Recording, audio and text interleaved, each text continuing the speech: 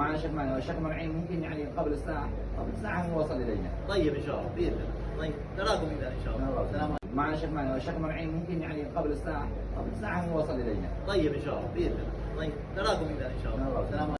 Drop tu. Alam tu kamu dia.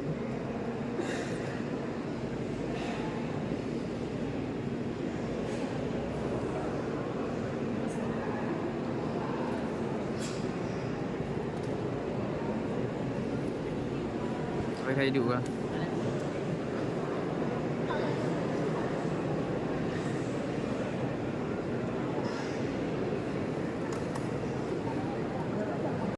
Drop tu. Alam tu kamu dia.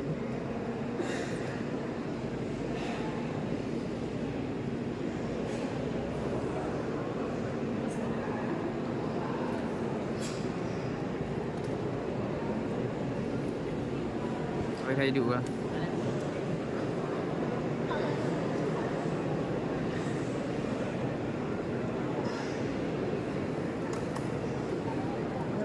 ذلك لم يستجب دعائي. فالصوفي ينظر إليك هكذا ويبتسم يقول لك يا مسكين أنت سيء الاعتقاد بالله تبارك وتعالى. كيف؟ علماء العقيدة علموني ذلك لم يستجب دعائي. فالصوفي ينظر إليك هكذا ويبتسم يقول لك يا مسكين أنت سيء الاعتقاد بالله تبارك وتعالى. كيف؟ علماء العقيدة علموني كله ما في ولا شيء زيادة من عند الشيء، كله أذكار كله. بعد ذلك أقرأ حزب الإمام النووي، بعده أقرأ سورة ياسين، قبله أقرأ قبل اللطيف أقرأ حزب الإمام أبو بكر بن سالم اللهم يعظم رسول الله إلى آخره. كله ما في ولا شيء زيادة من عند الشيء، كله أذكار كله. بعد ذلك أقرأ حزب الإمام النووي، بعده أقرأ سورة ياسين، قبله أقرأ قبل اللطيف أقرأ حزب الإمام أبو بكر بن سالم اللهم يعظم رسول الله إلى آخره.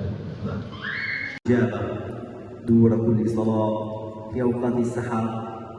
كن مع آداب الدعاء، توضأ، استقبل القبلة، فليكن دعاؤك بعد عبادة. كل هذا يذكره لك الفقيه.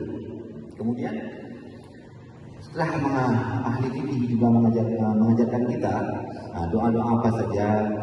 Kemudian ahli fikih juga mengajarkan kita. Yang fikih kita juga diajarkan kapan doa diucapkan, kapan doa yang mustajab, waktu yang mustajabkan. Ijabah dura kulli salat fi awqati sahar.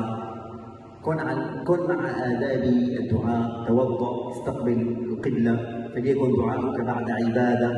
كل هذا يذكره لك الفقيه. Kemudian setelah ahli fikih juga mengajarkan kita doa-doa apa saja.